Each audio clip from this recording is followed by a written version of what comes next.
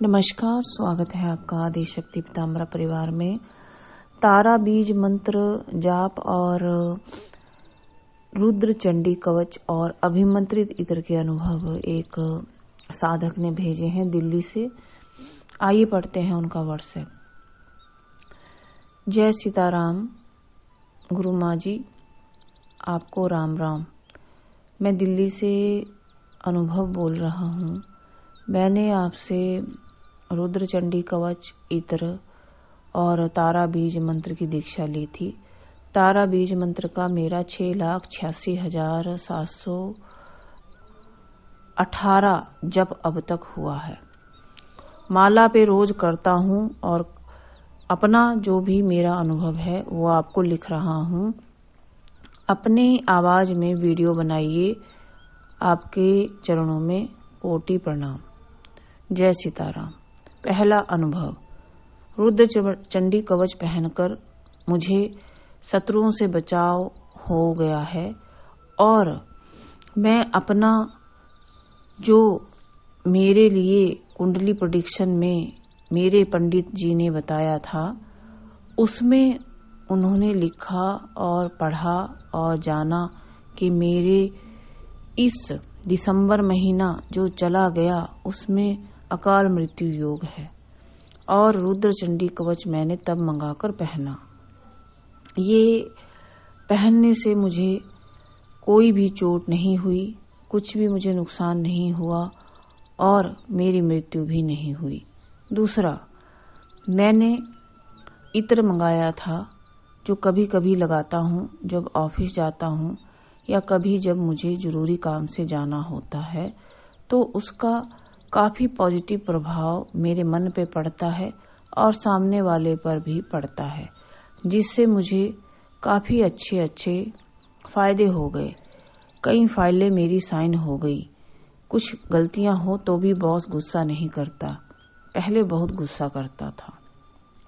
तीसरा, मैंने जितना भी स्त्री बीज मंत्र का जाप किया उससे मुझे माँ तारा के, भोले शंकर के, विष्णु भगवान के और एक योगिनी माता के दर्शन हुए।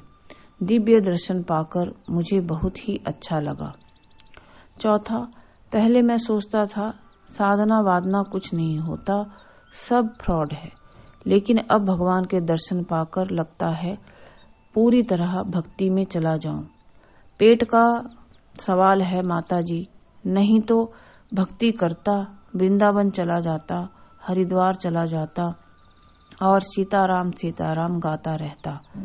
अगली दीक्षा मुझे सीताराम जी की ही आपसे लेनी है।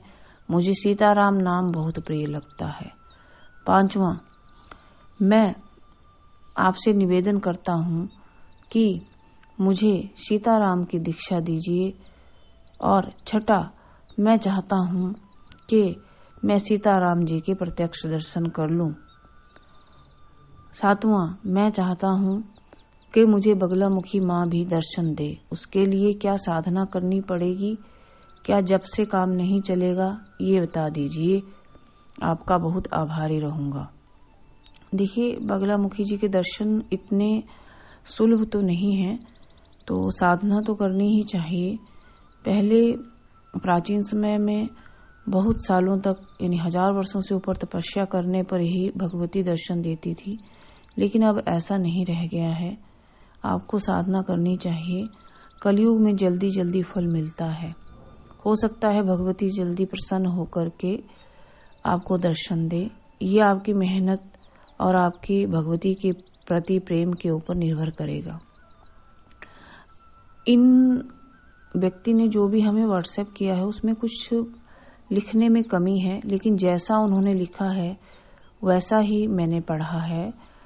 अगर फिर भी कुछ कमी इसमें पाई जाती है तो कोई बात नहीं, क्योंकि सब साधकों के अपने अपने शब्द, अपने अपने भाव होते हैं। हमें तो केवल भाव को समझना है। और आप सभी को भी धन्यवाद।